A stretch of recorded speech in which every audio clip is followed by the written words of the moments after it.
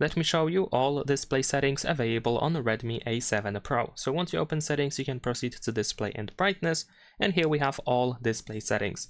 For example, we have the dark mode, so you can easily toggle dark mode by tapping on this switcher. If you go to the dark mode options, you can find apps for which you can enable or force enable a dark mode.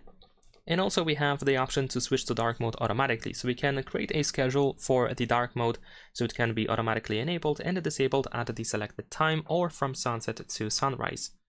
Also here we can find the screen brightness section, so we can adjust the screen brightness over here by moving left and right on this slider.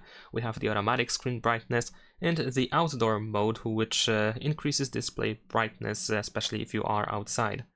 Then we have screen settings, such as the color scheme, where we can choose whichever color we want to use, vivid or standard. And there is also the color temperature wheel, where we can apply a different color temperature. We have also a couple of presets at the bottom. We have the reading mode, also known as the blue light filter or night mode, which turns your screen yellow or orange to protect your eyes at night. We have cycle and classic modes, and in the case of classic you can find additional settings such as the color temperature, texture and colors option. And also we have a schedule, just like in the case of the dark mode. Then we have the font section. If you tap on font over here, you will be redirected to the themes app, where we have different fonts that we can get mostly for free. So if you're looking for a new cool font, then of course you can check that out.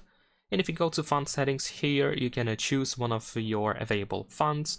You can adjust the text size and the thickness of the font as long as it is supported. Not every font supports the adjustment of thickness.